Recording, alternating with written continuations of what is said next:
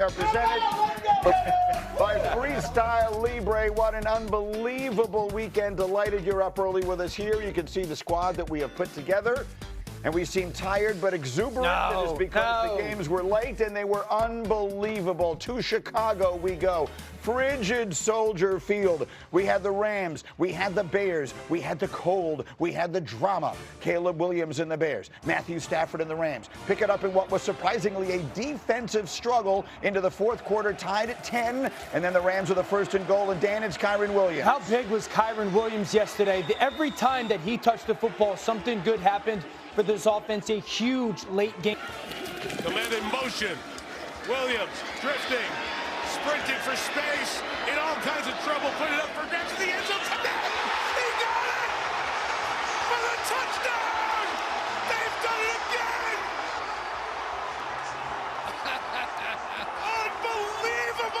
Unbelievable. Bears get the ball after a Rams punt, so any score wins it. Dan, what happens here? Miscommunication. I think Caleb Williams is trying to what we call flatten a receiver, bring him to the sideline in front of the safety. DJ Moore looks like he's going high, thinking I'm going to throw this ball down the field.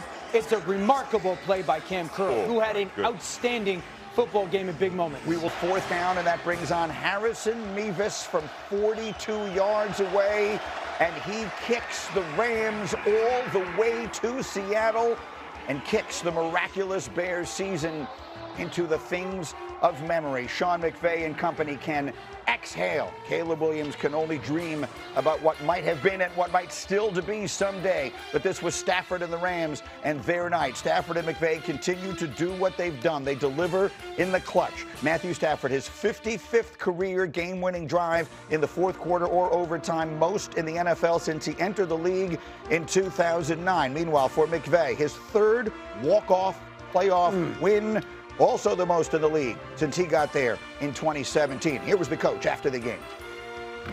I'm just really proud of this football team and the resolve. It's served us well. I think we've needed that in each of the last two games, and we'll have to be better if we expect to be able to, come away with the result we want against a special football team next week. In these moments, you feel that you let your team down, or you feel that you this or that, and it's a good lesson learned for us. First time been in a situation for me and for us as a team, and I'm excited for what's to come. Okay, what's to come now is a whole lot of conversation, so sit back and relax. D. Wood, biggest takeaway from that game last night? The magic in the Windy City is over. I mean, think about it. In a season, it's over. Ooh. It's over for 2020, for this season. And when you look at the Chicago Bears, think of all the things that's happened, transpired this season, where the defense led the league in takeaways, how they just came up with timely, turnovers, the quarterback in the fourth quarter, and we saw the magical play by Caleb Williams. Ultimately, when it was there to be had, we questioned whether he's going to, go for the two-point conversion. You had them all the momentum, and ultimately, you gave the ball back to probably league MVP in Matthew Stafford.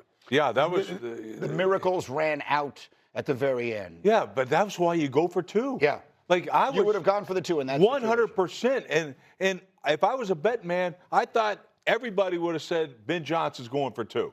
All right, that's who he is. That's who he's been all season. He wasn't the guy he was during the entire season. So to me, no. Are you going to get more momentum than what you did by converting a 1 in a million chance play by a quarterback? Why do you think that happens in the playoffs to a coach, that he goes against character and goes for the extra point? Why do you think that look, if you're playing by the book, right, Dano, by the book it always says when you're the better team, number one, the better team, you make the kick, right? You tie it. When you're at home, you kick it. No way in hell. That's why you don't play that game on a computer or all that type of crap. You go for it, 100%. Even if you don't make it, every single Bear fan is like, that's who the hell we are. I thought Ben Johnson absolutely. Why did you tighten up? Why? Yeah, I mean, he went against himself that we saw the first 59 minutes. I mean, he was unbelievably aggressive yesterday. The reason the Bears lose the game was because of all the aggressive fourth down calls when they go for it and they don't get it. Situational football is the reason why the Bears lose that game. They were pretty good on early downs, but the third down and fourth down fails. That's really the story of the game.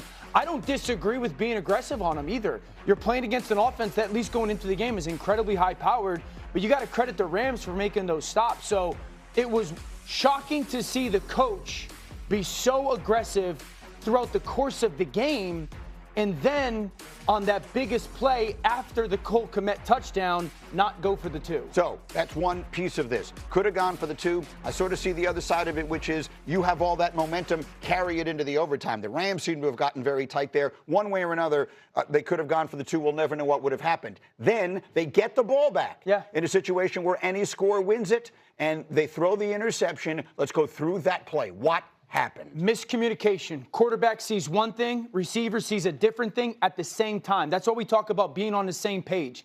It's a good concept. You're going to start at the bottom of the screen. They're basically playing man at the bottom of the screen.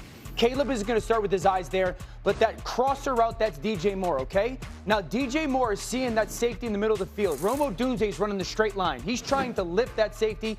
DJ's attacking the space. You always want the receiver to do what we call be friendly. Stay between the defender and the ball. He goes high thinking the quarterback's going to throw it downfield, and Caleb thinks I'm going to flatten him across that safety's face. The safety beats him to the ball. And so this is just, and now this is really easy for us to do this with a remote, slow down, clicker, all that. Caleb thinks that DJ's going to flatten that now, and DJ thinks that Caleb's going to throw him down the field now. And it's just being on a different page at the same time. So one of the many things, and Rex, we could just keep rolling this because Rex, you were saying the safety who winds up making the interception, Caleb might think he's going deep. He with should be. 100% should be. He's playing the post safety. And Rome Odunze's running deep. That's his job. Yeah, so of course he's going to stay with it. Now, Odunze runs a little more like it's almost like a corner. Yeah. And that's what pulls the guy off. If he would have run straight through, okay, no way in hell would the guy have come up. But it was just that subtle movement to the corner, which he's like, forget it. Boom, and he drives it. The play that young man makes Cam Curl, is absolutely amazing. That's Ed Reedish right there. Unbelievable break. And then DJ Moore is thinking, I've got all this empty space. He doesn't sense the urgency in getting in front of that safety because he doesn't anticipate the safety coming down. Yeah, and quite honestly, neither does Caleb. So what you're saying, let me just make sure it's clear for everyone at home. Part of this might be that DJ Moore thinks, like Caleb does, that the safety is going to go deep with Odunze, and he doesn't realize he's going to be 100%. There to cut in front of him. And that's a huge part of it. And what people need to understand is there's a moment when you can see DJ Moore start to go to his cut, and he has his eyes kind of seeing the safety, and the safety actually starts to go deep with Rome Odunze, which is supposed to do. As he takes his head back to Caleb, that's when the safety puts his foot in the ground and drives. And so a couple of things are a reality here. Again, they're just seeing a different thing at unfortunately the same time. That being said, there is a fundamental rule that you are taught from a receiver perspective and a quarterback perspective. Always, always, always, always, always protect the throw. Always protect the throw. So I would love to see DJ Moore do everything he can to cross the safety's face, stay in between the safety and the ball to make sure that interception doesn't happen. Okay, when I compare it to Ed Reed, we used to play our top safety like this. I would take the over route from passing strength, you're going to replace me. If you run it just one more time, this is exactly what they're trying to do here. Watch the corner. If we can somehow get this thing one more time, you're going to see the corner take over the post. Yeah. The corner at the top of the screen. Watch it. On the left side. Watch him's going to take over the post. Yeah. And now you drive it. This is what we used to do corner on the all left. The time. From passing strength side, the safety would drive it. He does a phenomenal job on this thing. Okay, so it's an incredible play. We'll continue to break it down all morning long. We've got the sort of advanced X's and O's. Shefty, quick take. Yeah, how much blame is on Caleb Williams for the loss? I would say because that interception, we are going to not remember the play of the throw of the season, the throw of his career, because we're spending more time talking about that than looking at the one play that was unbelievable. That would have defined a season in which he already had like 5 season-defining plays. We will have much more on that game and the other games this weekend. But, of course, tonight we have the biggest game, college football. We're counting it down to kick off